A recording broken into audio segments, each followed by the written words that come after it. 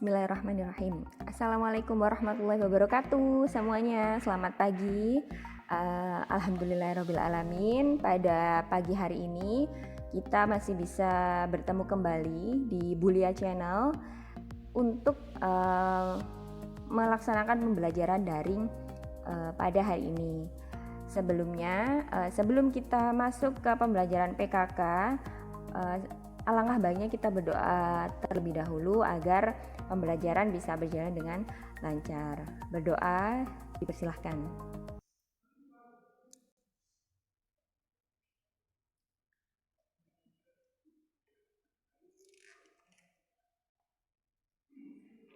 Amin ya rabbal alamin.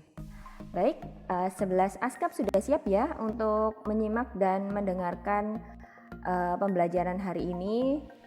Hari ini masih mapelnya PKK, tapi subtemanya adalah kewirausahaan dalam dunia keperawatan. Loh, Bulia memang perawat bisa jadi wirausaha ya? Apa kan kerjanya cuma di rumah sakit sama klinik saja? Nah, itu anggapan yang kurang tepat ya, karena di zaman yang serba sudah canggih ini dan modern, perawat bisa menjadi seorang wirausahawan ya, sesuai dengan bidangnya gitu, sesuai dengan ilmu yang telah dia pelajari. Baik, kita masuk ke slide. Nah, istilah yang biasa digunakan untuk menyebut seorang perawat itu adalah seorang wirausaha adalah nursepreneur ya. Jadi istilah baru dalam mempopulerkan entrepreneurship yang dikaitkan dengan perawat atau dunia keperawatan. Jadi kalau ada perawat yang membuka usaha di bidang keperawatan ya, bukan di bidang lain atau menjual produk lain. Jadi nursepreneur ini ditujukan untuk perawat yang membuka usaha di bidang keperawatan. Ya, itu namanya nursepreneur. Lanjut. Nah, ini konsep nursepreneurship adalah seorang yang memiliki usaha dan jasa dalam bidang pelayanan kesehatan, perawatan langsung, penelitian ya, atau konsultasi kesehatan, menyediakan layanan perawatan secara mandiri atau dengan menyewa ahli. Jadi perawat ini bisa membuka usaha tentunya di bidang kesehatan ya. Salah satu contohnya adalah misalnya ada perawat yang membuka laboratorium klinik. Nah, itu tidak apa-apa ya. Tapi tentunya harus menyewa ahli di bidangnya. Jadi bisa merekrut tenaga analis kesehatan misalnya seperti itu, atau dia membuka usaha di rumahnya. Kalau di kampung atau di desa, istilah untuk perawat yang melayani pasien-pasien di desanya itu apa? Namanya Pak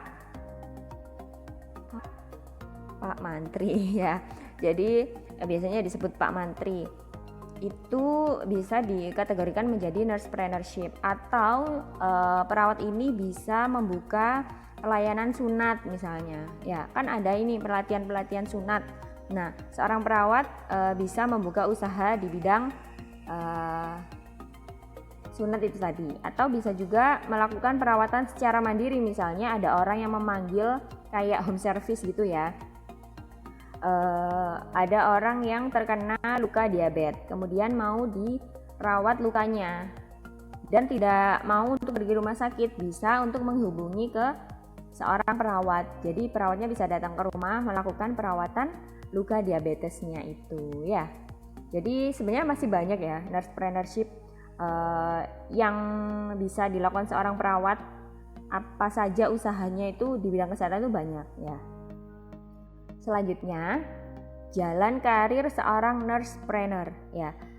Seorang nursepreneur, kalau seorang perawat ingin menjadi nursepreneur ya, itu tentunya harus pintar-pintar melihat peluang. Jadi kira-kira itu atau di sekitar lingkungannya atau di kecamatannya itu sudah ada belum, misalnya pelayanan home care, home service ya, datang ke rumah pasien, kemudian perawatan-perawatan yang dibutuhkan di sana itu lebih banyak apa, misalnya bisa juga membuka pelayanan bekam bisa ya. Kemudian bisa juga perawat itu mempelajari tentang baby spa juga bisa, ya. Facial wajah bisa. Jadi banyak peluang-peluang di bidang kesehatan yang bisa dimanfaatkan oleh seorang perawat untuk menjadi nurse trainer, ya. Kemudian yang kedua harus mengumpulkan informasi terlebih dahulu. Ini maksudnya adalah kira-kira, ya, tanya-tanya gitu. Di daerah situ itu yang dibutuhkan itu kira-kira pelayanan apa ya gitu. Yang paling banyak misalnya tensi, ya, banyak yang mengalami tekanan darah tinggi misalnya. Tensi juga bisa dijadikan usaha ya, untuk misalnya kalian ini yang masih SMK, yang mungkin batasannya itu masih di tensi, sebenarnya bisa membuka usaha tersebut ya, di rumah membuka atau melakukan cek gula darah, kolesterol dan asam urat di rumah itu juga bisa ya. Caranya bagaimana itu bisa dipelajari karena cukup mudah. Kemudian yang ketiga adalah mengembangkan konsep. Jadi kalau sudah punya konsep di awal, saya mau buka perawatan luka misalnya ya. Nah, kalian kembangkan perawatan luka yang ingin kalian terapkan ke pasien itu perawatan luka khusus diabetes saja, atau luka bakar misalnya, atau segala macam luka. Ya, jadi kalian rancang konsepnya seperti apa. Kelebihan kalau misalnya ada orang yang mau perawatan luka di kalian itu apa, kalian bikin keuntungan apa yang bisa didapatkan pasien ketika memakai jasa kalian, seperti itu ya. Kemudian selanjutnya adalah kejadian yang dapat memotivasi menjadi nurse trainer ya. Jadi mungkin ya ketika menjadi perawat itu misalnya perempuan. Nah, perempuan kalau sudah menikah biasanya kan lebih fokus di rumah tangga ya. Nah, sedangkan dia ingin kerja, dia lulusan perawat, kira-kira buka apa ya usahanya biar tetap bisa menghasilkan uang gitu. Jadi bisa membuka layanan itu tadi. Jadi kan perawatan luka misalnya perawatannya hanya 3 jam. Ya, jadi kan tidak membutuhkan waktu yang lama dan itu pun tidak setiap hari. Jadi cari hal-hal yang memotivasi kalian untuk menjadi nurse trainer. Selanjutnya adalah mampu meyakinkan pelanggan. Nah, jadi itu tadi ya, kalau misalnya kira-kira kalau saya pakai jasa Anda keuntungannya apa aja gitu. Nanti lukanya bisa sembuh berapa lama gitu. Karena teknik perawatan luka itu bermacam-macam ya, lukanya bisa keringnya cepat, ada yang cukup lama begitu ya. Selanjutnya menganalisis pertumbuhan usaha. Nah, kalau sudah sangat serius, sudah berkembang pesat, itu dianalisis pertumbuhan usahanya. Kira-kira apa yang perlu ditambah lagi, yang perlu diperbaiki lagi begitu ya. Yang terakhir adalah ekspansi usaha atau mengembangkan. Jadi usahanya dikembangkan menjadi lebih besar. Ketika sudah perawatan lukanya sudah dikenal oleh banyak orang ya, kalian kembangkan, misalnya mulai membangun satu tempat khusus ya untuk usaha kalian perawatan luka itu tadi ya. Lanjut. Nah, ini 5 langkah menjadi nurse trainer. Pernah dengar ya, ini ada 5: pengkajian, diagnosis, perencanaan, implementasi, dan evaluasi, sama seperti membuat asuhan keperawatan ya.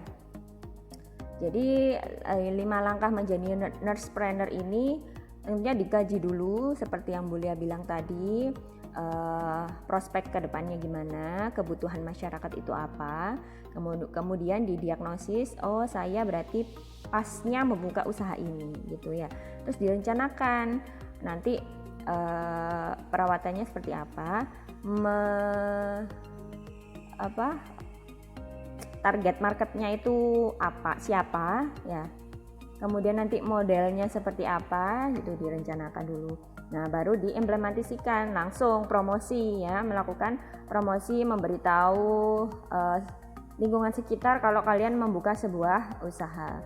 Setelah dilakukan itu, kemudian dievaluasi kira-kira apa yang kurang kalian rencanakan sehingga biar usahanya menjadi ramai seperti itu ya. Kita slide. Nah, ini karakteristik dasar seorang nursepreneur ya. Jadi menjadi nursepreneur harus memiliki karakteristik, harus punya sifat-sifat ini gitu ya. Memiliki persepsi terhadap ketidakpastian dan mampu menerima risiko yang dihadapi. Tentunya menjadi seorang wirausaha itu harus mau menanggung sebuah resiko ya. Mau tidak mau, misalnya ketika layanan kita itu sedang sepi, ya bagaimana caranya untuk melakukan promosi agar usaha kita itu ramai kembali ya. Apa yang perlu diperbaiki? Mungkin alat-alatnya ada yang perlu dibeli baru ya, ada yang dilakukan perawatan seperti itu. Mungkin pelayanan kita yang perlu ditingkatkan, keramahan, murah senyum ya, seperti itu. Merancang dan menyiapkan strategi ya, mencari pasar khusus yang belum tergarap terhadap tren baru ya. Jadi mungkin kalau misalnya pasar khusus ini misalnya fisioterapis ya. Kalau fisioterapis itu bisa dikatakan perawat juga ya, karena kan merawat orang yang membutuhkan pelatihan fisioterapi ya. Jadi mencari pasar-pasar khusus seperti itu, misalnya orang yang setelah kecelakaan kemudian kakinya itu habis dioperasi, kemudian kan pasti belajar jalannya itu pasti menggunakan jasa fisioterapis. Nah, itu pasar-pasar khusus itu kalian harus peka terhadap itu ya. Kemudian segera mengimplementasikan ide menjadi tindakan. Jadi kalau sudah ada ide cemerlang, ditulis konsepnya, langsung direncanakan, langsung jalan. Ya, jangan menunggu terlalu lama. Menghindari kata-kata yang dapat mematahkan semangat. Kalau ada orang mencibir di luar, usahanya nggak akan maju dan lain-lain, sudah itu nyahkan saja, kalian maju, tetap lakukan sesuai dengan rencana yang telah kalian lakukan. Eksplorasi kelemahan kompetitor ya, bukannya mau mencari-cari kesalahan pesaing ya, tapi memang ini kita perlukan karena misalnya kelemahan kompetitor apa, kita bisa memperbaiki agar kita tidak melakukan hal yang sama, kesalahan yang sama. Jadi bahkan kita bisa memberikan yang lebih daripada yang kompetitor kita berikan kepada pasien. Selanjutnya, nah ini sikap seorang nursepreneur ya. Yang pertama ada selalu berani mengambil risiko, tentu ya, bersikap fleksibel. Fleksibel itu maksudnya bisa menyesuaikan diri, berusaha mengenal bisnis kalian, jadi benar-benar tahu seluk-beluknya bisnis itu, pasarnya siapa ya, kemudian nanti biayanya berapa, keuntungannya berapa, nanti resikonya apa ya. Itu harus kalian kenal betul-betul. Jadi kalau misalnya di tengah jalan ada kendala, kalian sudah tahu cara mengantisipasi gitu ya. Mengakui jika ada kesalahan. Jadi kalau misalnya ada salah kepada pasien, diakui ya, bukan mencari-cari alasan dan menyalahkan orang lain. Bersikap jujur tentu, kemudian optimis dengan masa depan dan memiliki gairah dalam wirausaha ya. Jadi harus namanya berwirausaha itu harus semangat gitu. Selalu semangat, tidak boleh lemah di tengah jalan kemudian malas gitu ya.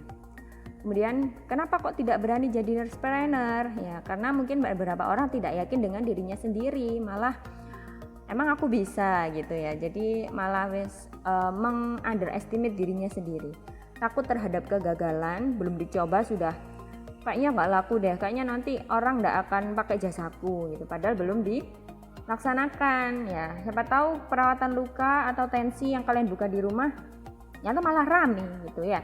Tidak mengetahui kapan waktu yang tepat dalam membangun bisnis, tidak mau beranjak dari zona nyaman. Maksudnya kalau di rumah sakit kan sudah gajinya tetap segitu aja ya, ada yang diandalkan gitu. Padahal kalau misalnya kerja di rumah sakit plus dia buka wirausaha di bidang nurse-nya itu tadi, itu akan menguntungkan ya.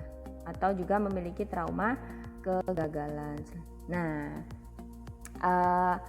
Itu penjelasan Bulia tentang nursepreneur. Nanti selanjutnya akan Bulia lanjutkan kembali.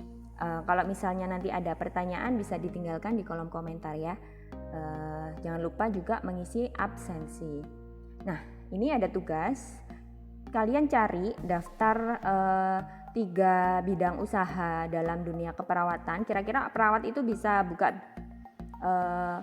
usaha itu apa ya? Tadi kan Bunda sudah memberikan contoh perawatan luka ya. Kira-kira kalau perawatan luka, saya mau buka perawatan luka ya. Nah, alasannya itu apa? Tuh ya. Bisa kalian buat deskripsi ya di buku tulis masing-masing. Kemudian nanti akan Bulia share linknya untuk mengumpulkan tugas ini ya. Boleh kasih waktu 24 jam untuk mengerjakan. Terima kasih. Mohon maaf kalau boleh ada salah-salah kata. Terima kasih, boleh akhiri. Wassalamualaikum warahmatullahi wabarakatuh.